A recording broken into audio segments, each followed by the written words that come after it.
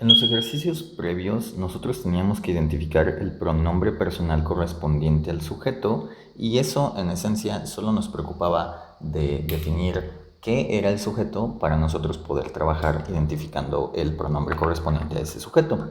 Sin embargo, en las oraciones en general no nos van a especificar así en paréntesis tan explícitamente cuál es el sujeto, por lo que nosotros tenemos que determinar en algunos casos primero cuál es el sujeto para después determinar qué pronombre le corresponde utilizando las reglas que vimos en el video pasado. Ahora, identificar el sujeto no siempre es tan directo, pero a veces tenemos ciertas reglas o ciertas guías que nos pueden ayudar a señalar qué palabra en nuestra oración es el sujeto. Recordemos que en general el sujeto de una oración es la persona que está efectuando las acciones mencionadas dentro de esa oración, es quien está ejecutando el verbo. Entonces, si mi verbo es correr y yo hablo de yo, o sea, yo corro, entonces yo soy el sujeto. Pero si en cambio tú eres quien ejecuta la acción, entonces tú eres el sujeto, tú corres. Ahora, en inglés nosotros pues tenemos estas palabras, los pronombres personales, que son I, you, he, she, it, we y they. Si yo veo cualquiera de estas palabras en mi oración, entonces de inmediato yo voy a reconocer que este es mi sujeto. Luego, nosotros podemos observar sustantivos comunes. Un sustantivo es una palabra para denotar un objeto, un lugar o una persona sin decir su nombre. Entonces, aquí podemos tener palabras como brother, que es hermano, como wife, que es esposa, o como girlfriend, que es novia.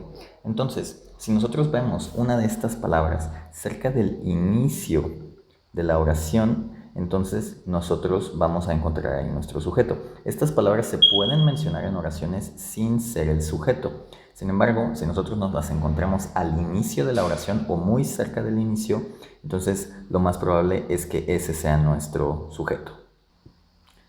De forma similar están los sustantivos propios, que esto igualmente es para referirse a un objeto, a un lugar o a una persona, pero especificando cómo se llama. Entonces, por ejemplo, podemos hablar de Steve. Steve es un nombre. Podemos hablar de Mexico, que también es un nombre. Podemos hablar de McDonald's, que esto es persona, lugar y otro lugar, ¿no? Y si tenemos una de esas palabras igualmente al inicio de nuestra oración, pues seguramente ese va a ser nuestro sustantivo. Seguramente estamos hablando o de Steve, o de Mexico, o de McDonald's. Luego tenemos la pista de los números. Los números siempre anteceden al sujeto, o sea, van antes del sujeto. Nuestros números como two, ok, si yo tengo two y después menciono dogs, dogs es mi sujeto. Si yo hablo de five, que son 5, y luego menciono pencils, pencils es mi sujeto. Si yo hablo de one y luego menciono story, ok, story es mi sujeto. Los números siempre son una pista, cualquier número, de que yo estoy mencionando al sujeto. De forma similar, nosotros tenemos este par de palabras, a y an, que significan ambas un o una. En español, claro. Estas palabras también anteceden al sujeto y funcionan de forma muy similar a los números, solo que los números en general son sustantivos, sujetos plurales, ¿no? Como pencils, como dogs, pero con I, con and siempre vamos a tener singulares, apple, pen, hour, etc., ¿no? Y si yo identifico una de estas palabras, pues la palabra que le sigue usualmente va a ser mi sujeto. Y como última guía, yo también me puedo fijar en el uso de la palabra and, que significa y. Y es una conjunción que me va a juntar a dos sujetos singulares. O no necesariamente tienen que ser singulares, pero usualmente lo van a hacer. Por ejemplo, you and me.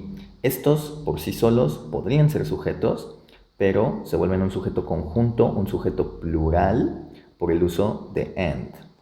Si nosotros mencionamos dos nombres aquí, que no tienen que ser necesariamente ambos de personas, pueden ser dos lugares, pueden ser dos cosas.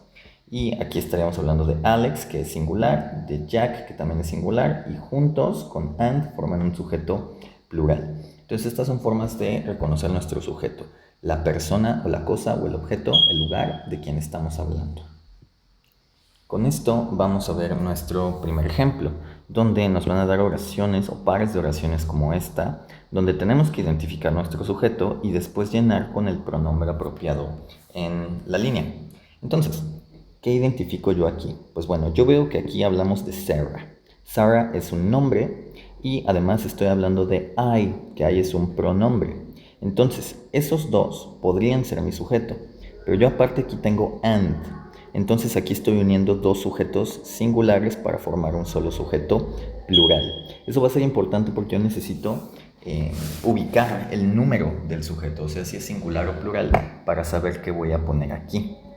Ahora, como yo tengo aquí un sujeto plural que incluye I, que me incluye a mí, por las reglas que vimos en el video pasado, mi pronombre correcto sería they. Perdón, pequeño error aquí. Mi pronombre correcto sería we. We, que es nosotros. Nosotros refiriéndome tanto a Sara como yo. Y aquí estamos diciendo Sara y yo vamos a ir al cine. Nosotros nos vamos a encontrar a las 7 de la noche. Eso es lo que estamos diciendo aquí. En lugar de referirnos a Sara y yo puedo hablar de nosotros. Luego, veamos esta. The car is very old, but still works.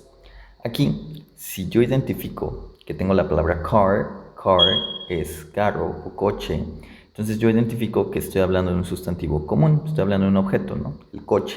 No tengo aquí ningún nombre, ningún pronombre, entonces pues tengo que estar hablando de car como mi sujeto.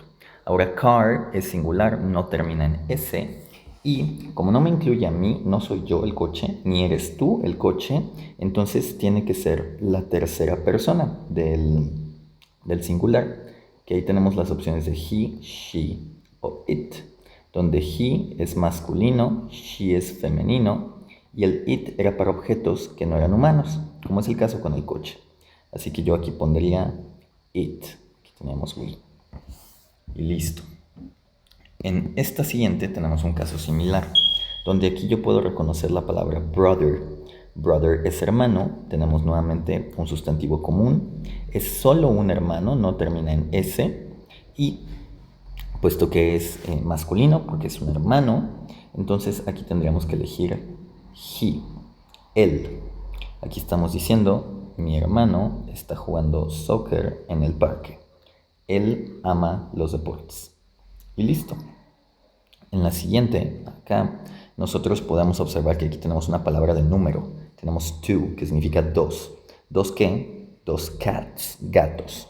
Entonces, ya con yo identificar el dos, yo veo que aquí tengo mi sujeto y que es plural, termina en S, y pues aparte estamos hablando de dos, tiene que ser plural. Y puesto que cats no me incluye ni a mí ni a ti, entonces tenemos una tercera persona del plural, que sería they.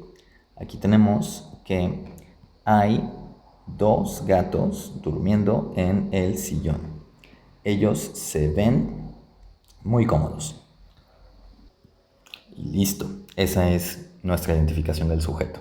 En este último caso, de inmediato yo veo que aquí tengo el pronombre you. Como yo tengo el pronombre you, aquí pues mi sujeto es ese you y aquí simplemente me va a tocar repetirlo.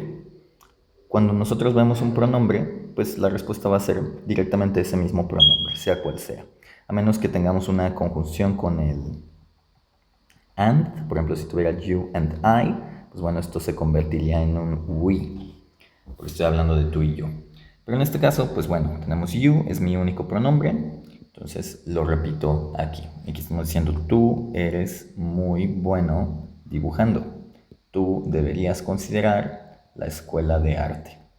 Y listo. Así reconocemos el sujeto y posteriormente su pronombre.